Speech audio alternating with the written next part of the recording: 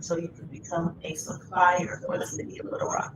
And there's several ways to do that, but the easiest way is to get on our website, littlerock.gov, and that's spelled out littlerock.gov.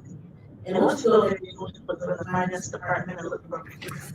But the easiest way also is to look at littlerock.gov /ongoing bids. And ongoing bids. And that's where you find procurement. That's where you will get signed up as a business to provide services to the city of Little Rock.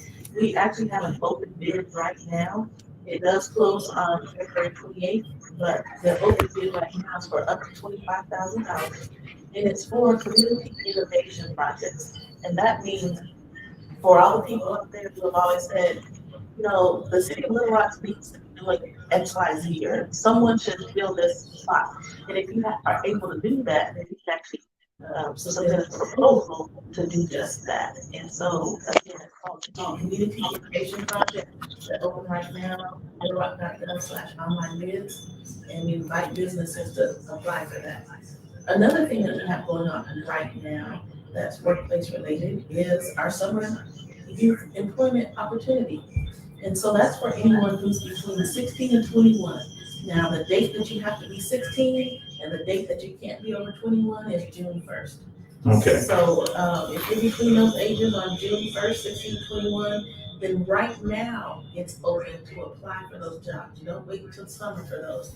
But these are where we're trying to help students understand the difference between a simple job and a career. Because these aren't your traditional youth jobs. So it's not at McDonald's or Burger King or anything like that. These are your jobs where you're going to be in an office setting more than likely or doing different types of activities that really career. So we have several different jobs all over the city. A lot of your professional places are willing to be work sites for us. And so it's a 6 week, it's a 6.5 week program, I'd say, because there is a week of training and then there's 6 weeks worth of work. Those 6 weeks start June 19th. And so you do get paid for that, of course. It's not a free internship program, but we're definitely inviting people to get involved with that opportunity. Another thing that I know there's a lot of feedback because we're also trying to make sure that people online get an opportunity to hear about it. So we definitely want to do that. So for those of you who are hearing that feedback, we apologize. We're just trying to make sure that we're as many places as we possibly can to make sure people get this good information. The last thing that I'm here to actually talk about today is, and I don't know where it's coming from. I think they're just the devices are just too close to each other. So if you could, let's see if that helps. If you put right there. So what we're here to talk about today is the IT help desk opportunities. So years ago,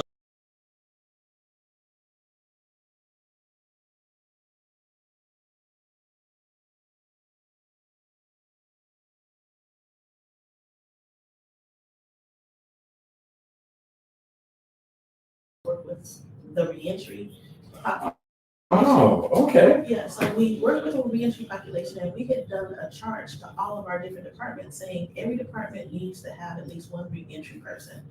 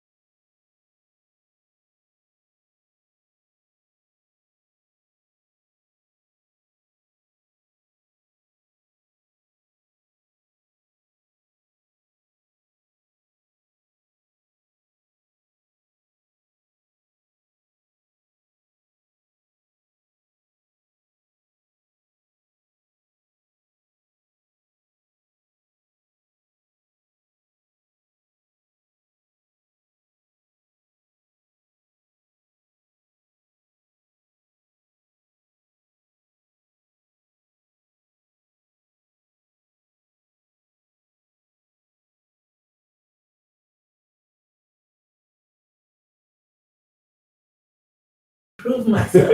And I promise I'll prove myself.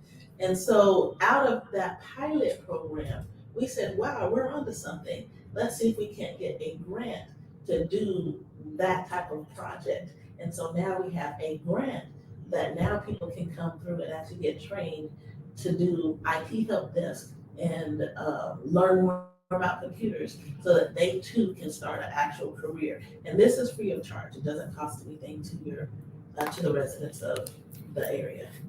That is awesome. Now Angela, what school did you go to? I went to Pulaski Tech. Okay, okay. And what did you go to public school here in Little Rock? Yes, I graduated from Hall in 2010.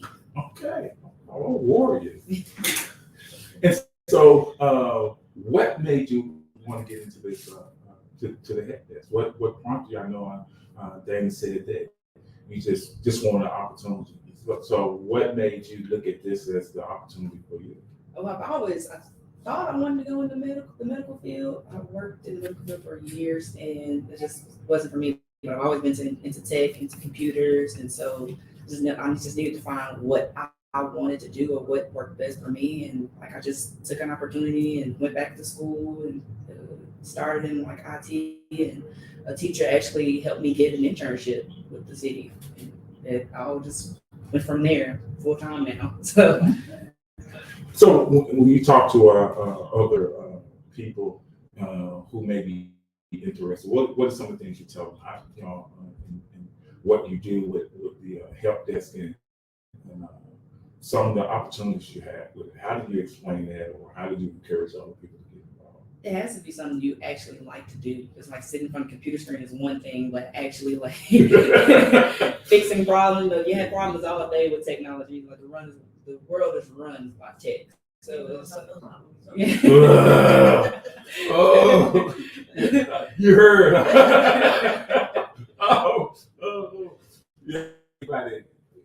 Yeah, so yeah, I understand you because anybody, like most people that know me, and I drive my co-host. She just can't understand.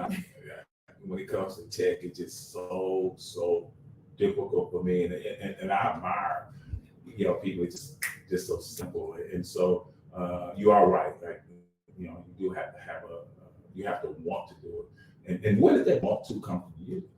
From birth. I mean, I'm not birth. I was like, since I was a kid, like I've always like into like computers and stuff. So I would just take things apart, putting them back together. It's always been a thing. Just video games, just anything technology wise, phones. Like I have those parents that don't know how to operate a lot of things, and grandparents.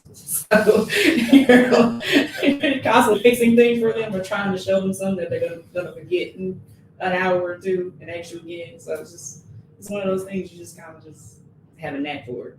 Yeah, my grandkids will do this in a heartbeat. Pop, get in here. Okay. So now, how long is the internship? Is there a time limit on the internship? Once you go through the internship, does it open it up for permanent work within the city, Dana? Yes and no. I always say that. Yes and no. That's my trademark. Yeah, you had your bets. I just need to go ahead. So the yes part is that there is a time limit. So we are open right now looking for people who want this opportunity. We have two different levels, kind of three different levels. The first one is just digital literacy. If you're out there and you're like Tony and you're not sure how to deal with computers and this technology stuff, we have a digital literacy class right now. And all you have to be is age 18 and over, first of all. And then this is a TANF grant. So TANF stands for Tax Assistance for Needy Families. That's the T, right? Right, that's the T. Okay. And so what we want to do is we're trying to help people who need the most help. And so for these classes, you do have to have at least one child. You don't have to have custody of that child. You just have to have them. You have to be able to prove that you're on a birth certificate for somebody. So you don't have to have custody of the child. The child does need to be a child, meaning they have to be 18 and under, or under 18. And so, but like I said, they don't have to be living with you. The other thing is that there is a income-based, meaning again, we're trying to target the neediest people who need jobs and need opportunity. So, but give us a call or find us on the website or just whatever. Let me get that phone number out now, and then we'll give it out again later so that you'll be able to contact us for more opportunities or more information. And that phone number to the Department of Community Programs is area code 501. Of course, we're here in the city of Little Rock, but area code 501-399-3420. Again, that's 501-399-3420. But the digital literacy class is only a 2-week class, so you can learn everything from more about computers in general to opening documents and how to do some simple things in like Microsoft Word or Excel or things of that sort. And then we also have other classes that would lead to the IT help desk support. And that's the actual title of a job, IT help desk support. So that's the person, whenever you have a problem with anything tech, they say call a help desk or call for more information of how to do it. And they do everything, and I'll let Anja talk about that here in just a minute about what she does in a day, for example, all the different types of things. But it can include just, my printer won't work, or something like that. But the IT help desk support, there's actually a certification program for that. Now, at the time, we didn't have the funds and the ability to take people through that opportunity. So Anja didn't actually go through the certification program. She went through what was our internship program at the time. So she got on the job experience. The IT help desk support opportunity that we have now is as if you were taking a class. And technically, she had already gone through all those classes or whatever. She didn't need that part. But this is what's giving you the opportunity to get the information that you need, the theory, the classwork time, or whatever, so you can get a certification. So now when you go to a job, you're able to say, I'm actually certified to do this job. So we have that opportunity, and we also have another opportunity that's called computer security. That's a big item right now too. Yes. Making sure Yes. your computers are secure. So we also have a certification program for that. Both of those are about 6 weeks. They're very intense. So as Anji said, you definitely have to have an interest in computers and that this is what you want to do, because it's going to get very technical. And so it's more than just staring at a computer screen. These two positions are things that everybody needs, no matter where you go. And that's one reason why we decided to focus on these two job opportunities. And you can go from not having a job to making a very good salary when you talk about computers and IT work. So we're excited about it. Yeah, I can just imagine, just be able to take the time and the patience with someone. She'll tell you about that. To walk you through and everything. And so not only to have the knowledge, but to have the patience, like I said, to assist. And so, You have to have a certain heart, yes. it to me, it connects two service connection things that works well. That the one thing I can say,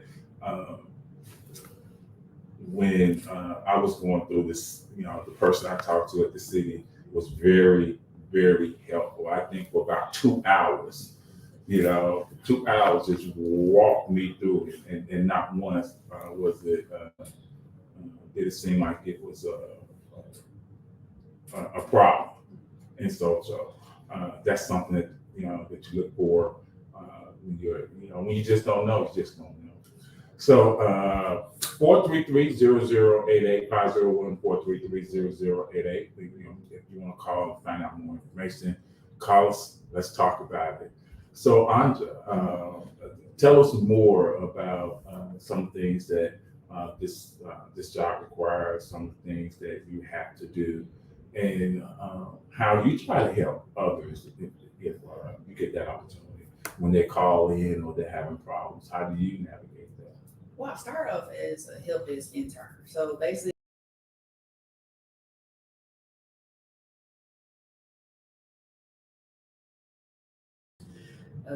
remoting into a desktop to see if I can fix the issue. If not, then you're the one entering like a help desk ticket for next level support, which is a tech specialist, which is what I actually got hired on for after I got through my internship. So they're the person that will call, verify whatever issue you're having, and if they have to go on site, if it's something they can't do remotely, that's when they'll go out and help. So that's basically what it is. Just knowing just the basics of like support, basically, like I said, level 1, which would be like maybe installing a printer or downloading a certain program. That's all level 1 support. That it could take away from maybe someone installing a computer, something that they wouldn't have to stop from doing, and that level 1 person, help desk person, can do from a desk, from over the phone. And she said something that she knows what it means. I actually know what it means, but maybe people don't. And that's remote into your desktop. And so what that is have you ever had anyone take over your desktop? They're like, I'm sending you something, just click on yes. And it allows them, wherever they are, to look at your computer as if they're in the background of your computer. And they can actually take over your mouse, take over everything, and handle it like that. So she will often remote in, or our IT help desk people might remote into our computer. And if they need to, for example, download a new printer driver, because we just got a new printer, they can actually install it from wherever they are, which is kind of freaky in a way. That's scary. It is, because you can see someone that, they're talking to you, of course, on the phone, but they're also in the background of your computer, literally taking over your computer, which is also why the computer security comes in, is because that's kind of what hacking into your computer looks like sometimes, that someone can actually come into your computer and take over your computer and take over what's happening on it and do stuff. It's great when they're helping you. It's not so great. So you can be a hacker. I know, in the past, I have a grandmother who you get those calls that this is Microsoft or this is AT&T. Yes. No, It don't happen like that. Don't do that. Never. If someone calls you, never, ever, ever say yes. Never, when it comes to technology. If they call you, if you call them, like we call the IT help desk and ask for help, that's different. But if someone calls you and says, I need to get into anything, the answer is always no. Well, most of the time it's going to be no for me, because I don't even know what they be talking about. Oh. But that's why it's an important position and an important opportunity, is because we said the initial internship was meant to be 6 weeks. I think you said 6 months. 6 months. I'm sorry, it was 6 months. You're right. And for us here at the City of Little Rock, we wanted to spend more time because we wanted to make sure that internship was successful, and that the person was the right fit. And I remember her interview, because we still did interview for the opportunity or whatever. And we do look for people who there's a difference between people who want a job and the people who want an opportunity. And that's what we look for, is if you are, some people have jobs down pat, they just need a job. But we understand that, and we're not against giving people jobs. But we really want people who want an opportunity, because those are the people who are gonna take an opportunity and turn it into something. And then that benefits not just them personally, but it benefits all the people that are around them. And that's what we're looking for, is people who just need an opportunity. Just give me a chance to get in the door. And I can show you what I'm willing to do, what I'm willing to help with. As an intern, I heard stories about Auntie that she wasn't just doing her job. I mean, of course she's there to do her job, whatever. But when you have an opportunity, you're willing to take an extra step and do some things that are in the end going to help you, because like she said, she's now hired by the City of Little Rock. She's now an employee because she did so well, because she took advantage of the opportunity. And if they're asking you to do something extra, it's really going to help you, because now you have an opportunity to do more, see more, experience more, and then they also get an opportunity to see who you are and want to hire you. And so I feel great that the 2 people that we sent to that opportunity actually are now employees. Well, that's one of the things that we talk about on our shows a lot, is that a lot of times, especially when it comes to Blacks, we don't get that opportunity. That opportunity is not there. And then when the opportunity is presented, you have to do so much extra just to prove yourself. And so when these opportunities are there, and and we're able to get a hold of them, it's kind of like, I think, Denise, we always talk about, if you just give me the opportunity, you give me the resources, just get out my way, I can make this happen. But so many times that's not happening. So I do applaud the City of Little Rock for trying to open up doors in some areas that may not have always been there to be open.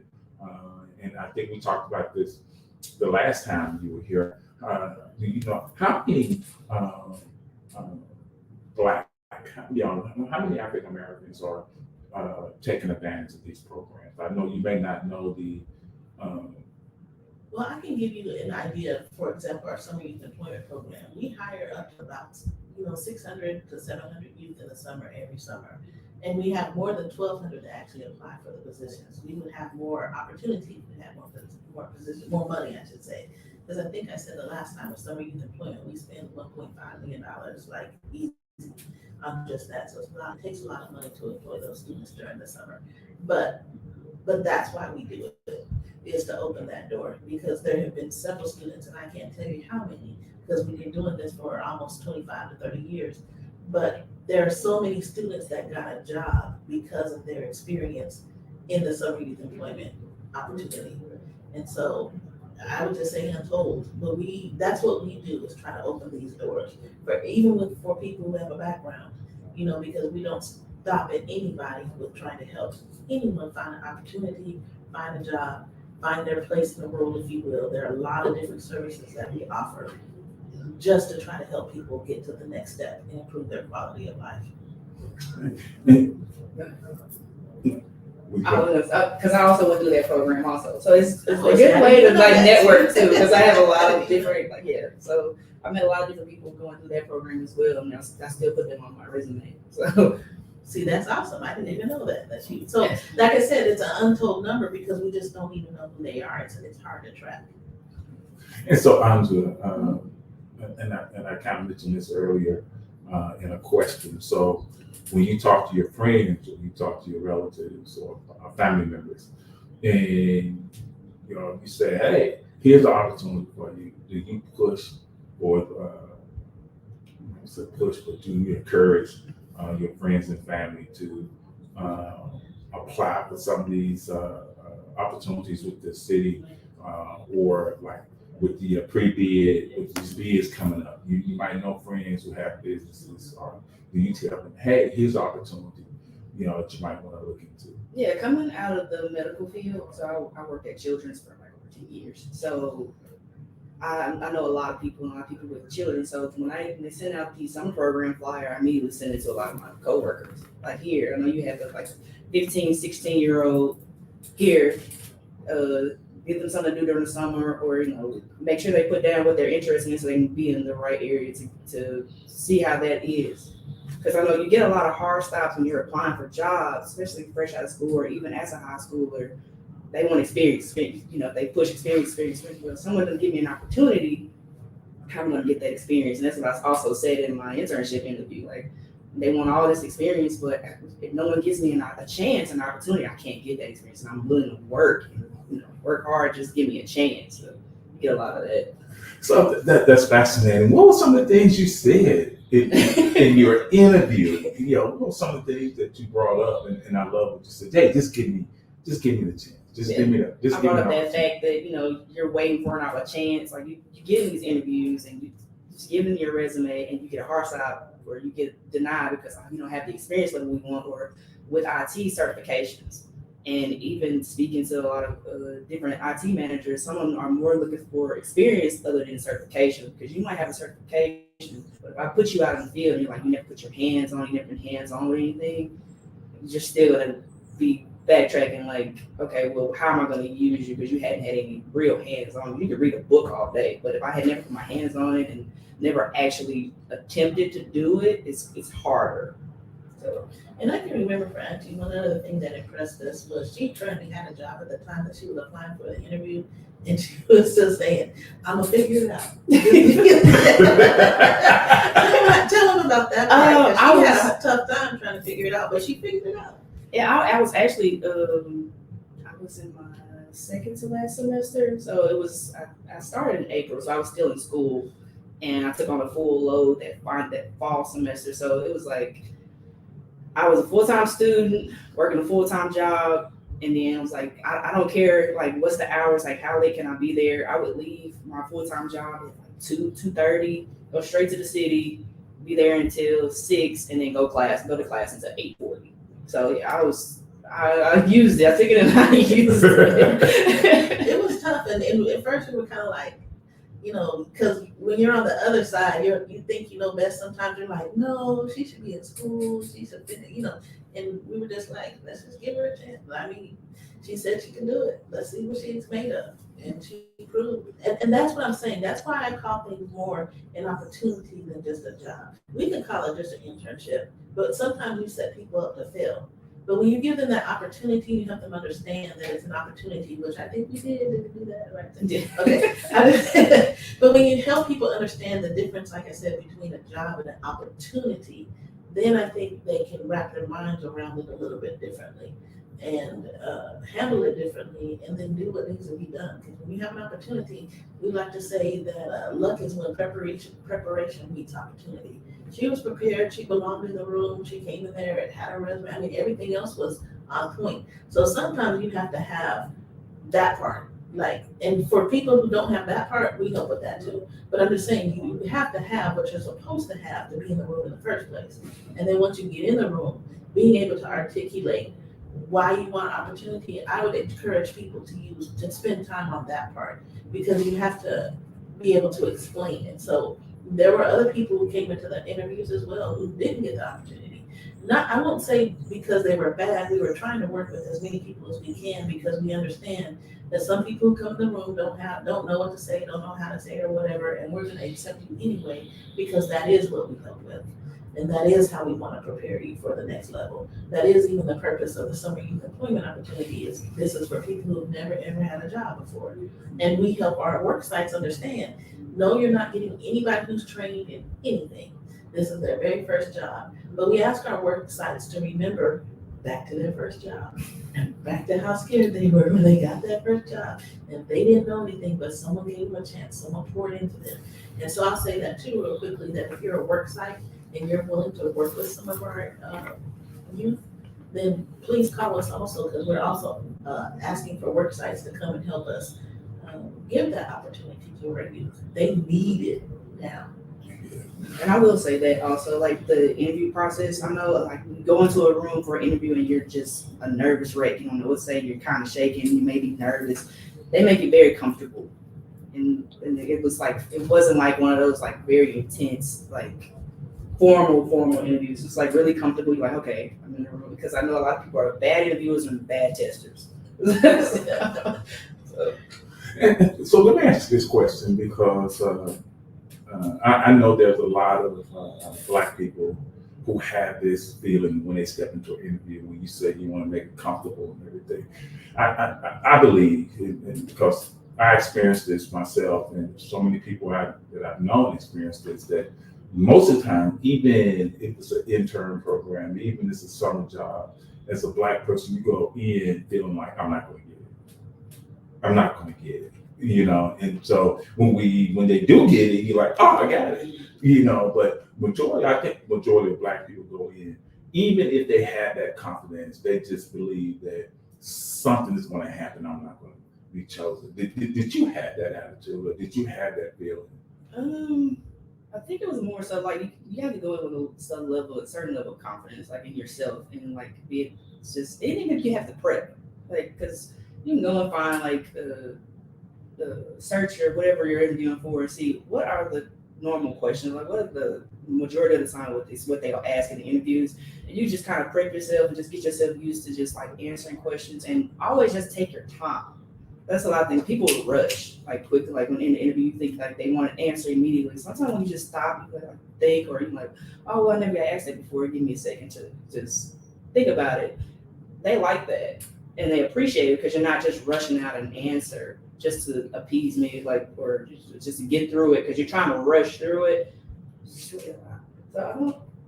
I would agree with that, because that is part of what we actually train people to do when they come through what we call our career crash course. It is to prep, because there's a ton of information on the internet of how to interview, and then you can do mock interviews with your friends or family. Say, hey, here's a list of questions. Could you ask me those questions?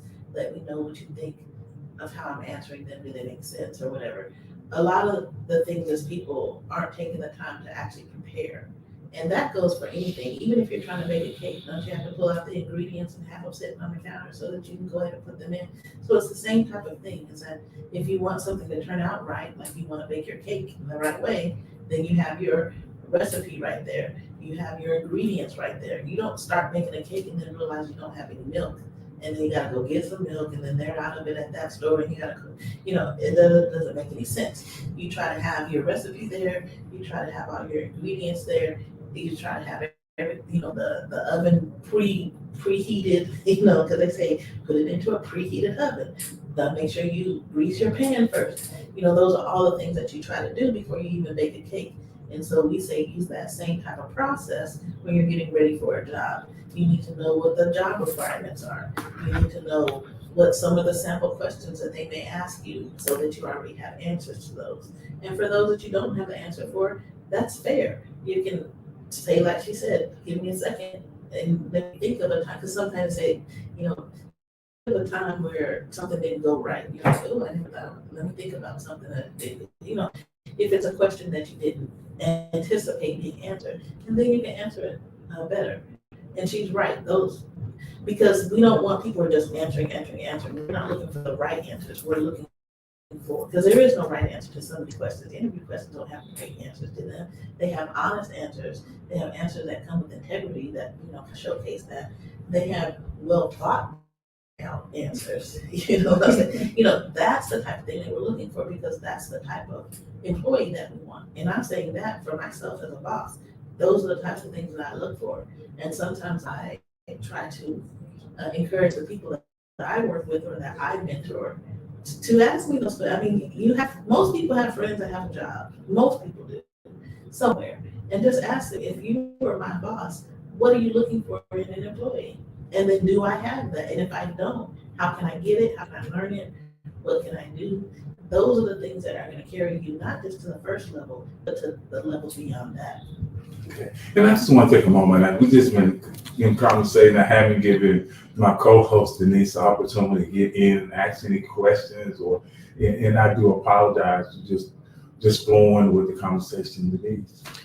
The only thing that I've been sitting here thinking about is that it seems that we have this culture where we prep students to believe that the measure of success is for you to get a job or to have a career. And then you just kind of sit back and rock on in that career until it's time to retire. And you don't really pay attention to the rest of the world and what's happening to you. And so when we were thinking about, and I started this saying, we appreciate the people who wrote in because we're fighting Senate Bill 294, the Education Learns bill that has been put forth by the governor, that is led in sponsorship by Breann Davis.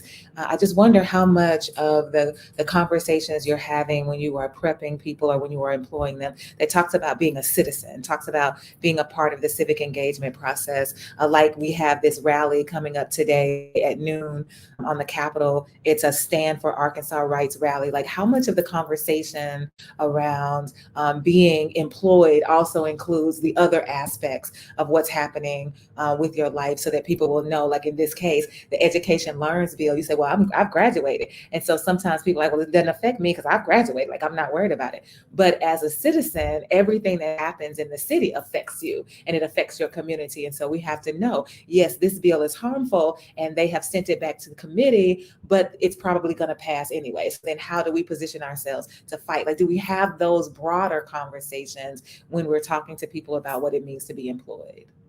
Oftentimes we do. I won't say that we do it enough, but oftentimes we do. For example, and I can give you some examples. In the past, and in the recent past, like last year, we had what was called the Rock Academy.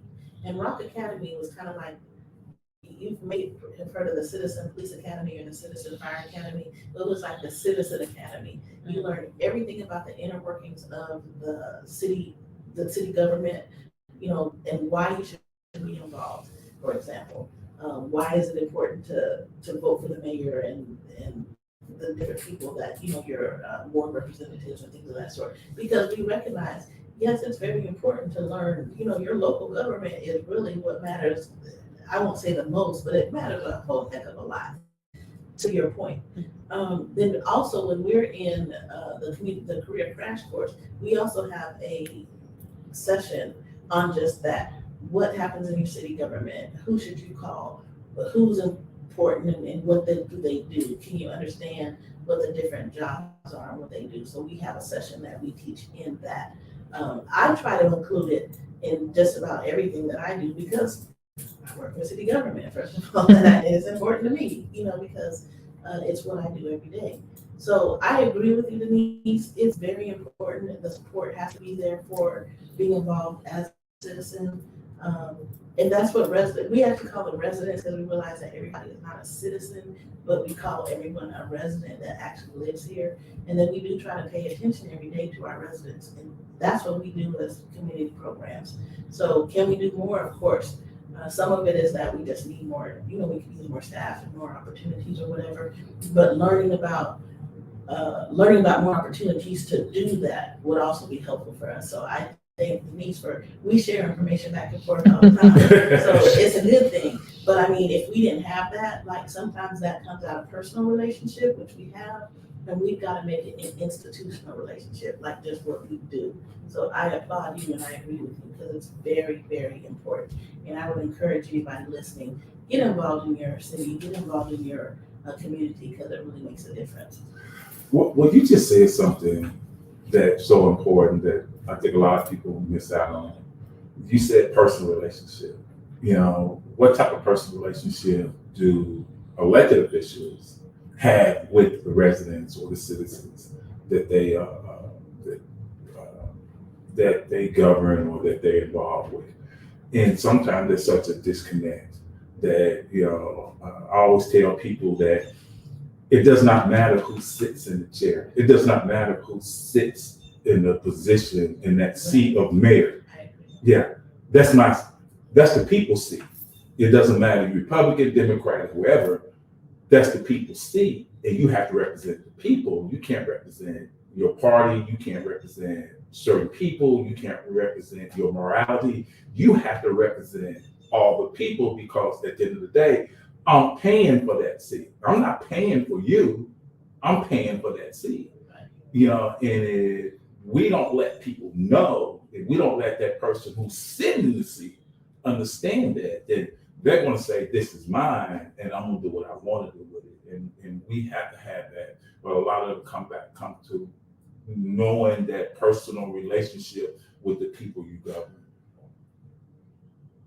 Carl, I'm sorry if you just give me a call back. I can get you. I want to try to get that in.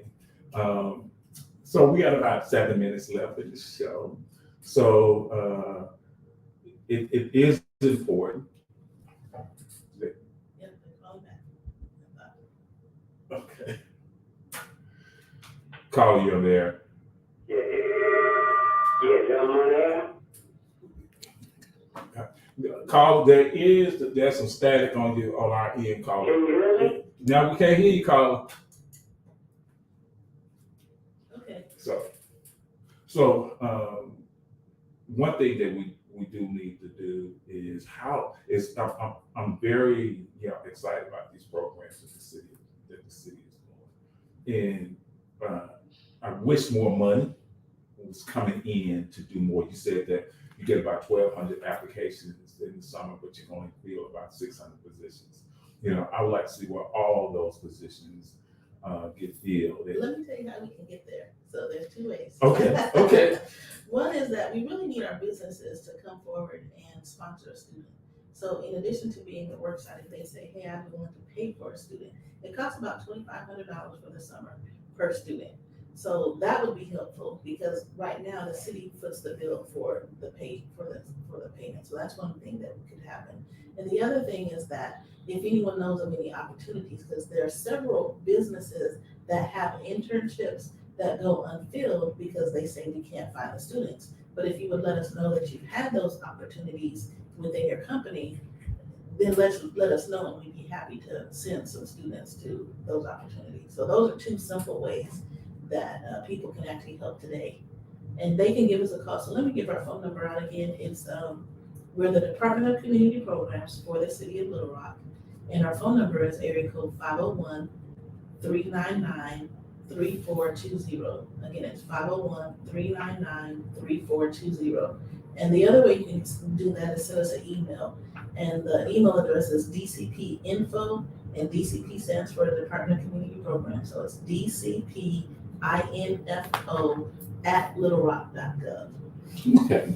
And, one thing I've been talking to Dana, every time she comes, we talk about this, and I think I'm going to go ahead and get it implemented that I would like for her to come on at least once a month to talk about all these programs. She gets excited when I think, anytime I call her, hey, will you come on and tell us, and she, she's talking about for the rest.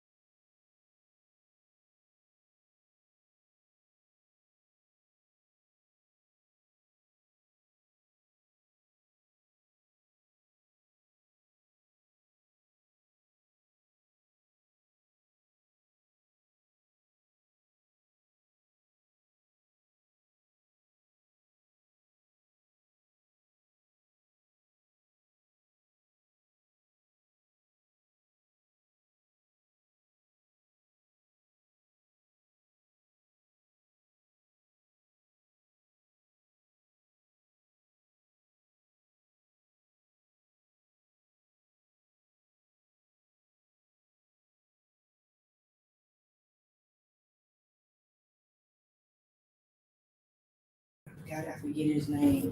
It's just like the city has an opportunity where I can rehire you guys on through the summer, and I got that, and so they just moved from there, and then a teacher for my IT essentials class last semester. I took it for 2 semesters. Said, hey, the city has an opportunity. Would you be interested? And I just immediately was like, yes. I don't care what I got to do. What are the hours? I don't care. Yes, because like I said, you get those hard stops when you don't have experience. A lot of people don't like to hire people fresh out of school. You don't really know anything. You have the book smart, but you don't have that on-hand job training. And I got that, and it just worked out for me. I think that speaks to the power of the network, of the economy of what you're doing with the city, because you have to have people in place who can impart that information. So they have to have the information, which means they have to be in relationship with the city in order to get the information. And so it's interesting to me how we sometimes have these people who talk like they did everything by themselves. Like I pulled myself up by my own bootstraps. There's no such thing. Like all of us have to have some kind of relationship in place in order for us to get the information that offers us the opportunities that we can take advantage of and make something out of. And so I think that speaks to the ecosystem that has to be in motion in order for these kinds of things to happen. Because what if they had not told you about the opportunity? What if they didn't know about the opportunity? Then you wouldn't be here today. Okay. Well, we're about out of time, but I just want to thank Dana Dossett for joining us once again. I want to thank you, Anja. So tune in. Yeah, we got Thursday morning jazz coming up after my show with the legendary John Kane. Also tune in Monday from 4 to 5 p.m. for Down with That with me and Neil. Tuesday for Community Voices with Denise and me. And then next Thursday for the workplace with me and Denise. I flip that around.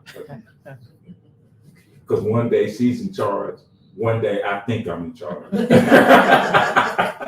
All right. Hey, y'all enjoy the rest of y'all weekend and enjoy the rest of your day. Go and find out about these community programs offered by the city. Peace out.